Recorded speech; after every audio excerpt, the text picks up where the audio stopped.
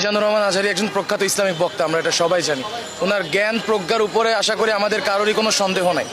উনি গতদিন যে কথাটা বলেছেন, শুধুমাত্র যে কোনো স্পেসিফিক রাজনৈতিক দলকে মন্তব্য করেছেন এমনটা না, কারণ সারা বাংলাদেশে আমরা বাংলাদেশের 53 বছরের ইতিহাস যদি দেখি, প্রথমত যে দলই এসেছে রক্তের উপরে পাড়া দিয়ে এসেছে এবং আসার পরে তারা প্রত্যেকটা দল তাদের নিজেদের রাজনৈতিক ফায়দা নেওয়ার একটা চেষ্টা করেছে।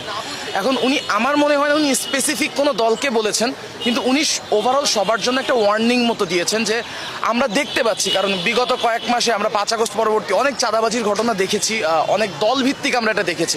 সেটা নয় শুধুমাত্র বিএনপি, নয় শুধুমাত্র জামাত, ঠিক আছে, অনেক দল, এবং শুধুমাত্র দল না, দলের নাম ভাঙিয়েও অনেক থার্ড পার্টি যারা আছে তাদেরকেও আমরা দেখেছি কাজগুলো করতে। তো আমার মনে হয় উনি বেসিক্যালি যেটা বলেছেন যে এটা উনি প্রত্যেকটা দলকেও একটা ওয়ার্নিং দিয়েছেন যে আপনাদের নাম ভাঙিয়ে এমনটা হচ্ছে এবং আপনারা এইদিকে সতর্ক হন, এবং বলেছেন যে বাংলাদেশ একটা নতুন বাংলাদেশ আমরা করতে চাই, সেক্ষেত্রে চাঁদাবাজিটা আসলে বন্ধ হওয়া উচিত। আর এই বন্ধ হওয়ার উচিত যে কারণে উনি বলেছেন, সে কারণে ওইটা মিন করে উনি বলেছেন যে একদল খেয়েছে আর একদল খাওয়ার জন্য প্রস্তুত হচ্ছে। আমরা অনেক জায়গায় দেখতেছি যে চাঁদাবাজি হইতেছে, তো এটা আসলে সত্য কথা। তো এটা কাকে ইঙ্গিত করেছে এভাবে তো বলা যাচ্ছে না। এটা আসলে অনেক গ্রুপ তৈরি হয়েছে এখন, যেহেতু কোনো দল বা কোনো গোষ্ঠী এখন ক্ষমতায় নাই, এটা অনেক এখন গ্রুপ তৈরি হয়েছে, অনেক এলাকায় সিন্ডিকেট আছে, তো তারাই আমার মনে হচ্ছে এসবের সাথে যুক্ত আছে। খেয়ে যাওয়া বা খাওয়া পার্টি, এই ধরনের বিশেষণগুলোকে আমরা বেশি ব্যবহৃত হতে দেখছি এবং দেখেছি এর আগে। তো এটা যে কোনো দলেরই একটা বেসিক দোষ বলা চলে, যে কোনো দল আসলেই সেই জিনিসটা করেছে।